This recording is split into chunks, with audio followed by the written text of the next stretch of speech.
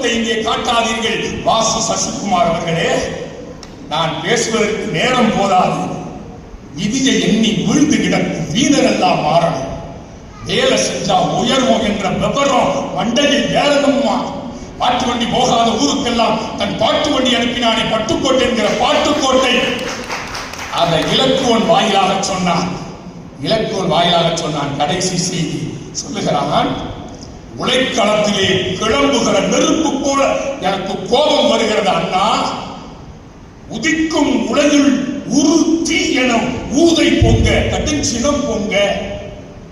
உதிக்கும் உலகில் உரு தீ என ஊதை பொங்க கொதிக்கும் மனம். இலக்குவன் பேசுகிறான். எங்கனம் ஆற்றுதன் கோள் இழைத்தால் மதிக்கும் மதியாய் முதல் வானவர்க்கும் வழியிலாம் விதிக்கும் விதி ஆகும் என் வில் தொழில் காண்டி. ராமா, விதியை வெல்ல முடியாது என்றா பேசுகிறார்?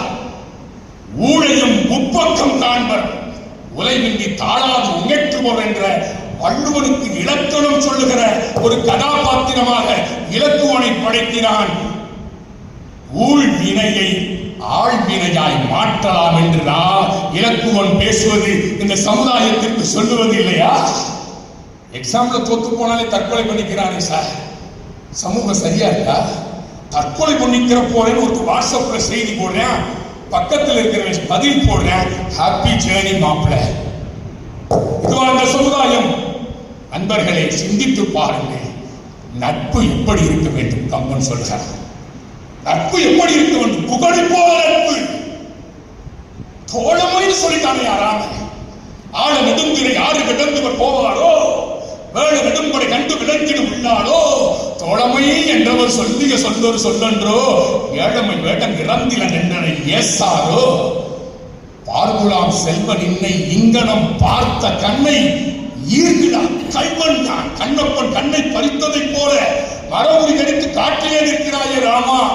உன்னை இந்த நிலையில் பார்க்கும் தோழமை என்று சொன்ன நீ இந்த கண்ணை பறித்த இந்த காட்சியை காண பொறுக்காதவராய் நான் செயல் செய்திருக்க வேண்டுமே. அப்படி செய்யாத பாவினான் பாவினான் பாவினான் என்று சொல்லி பரதன் படையை நிறுந்து விட மாட்டேன் என்று பேசுகிற நட்புக்கு இலக்கணம் இந்த சமுதாயத்திற்கு சொல்ல வேண்டும் என்பதற்காகவே முகன் என்கிற பாத்திரத்தை படைத்தான். நண்பர்களே, பேச பேச ஆசையாயிருக்கிறது. சமூகத்திற்கே கருத்துக்கள் போக வேண்டும் என்று சொல்லி என் இதய தோட்டத்தில் பூத்திருக்கிற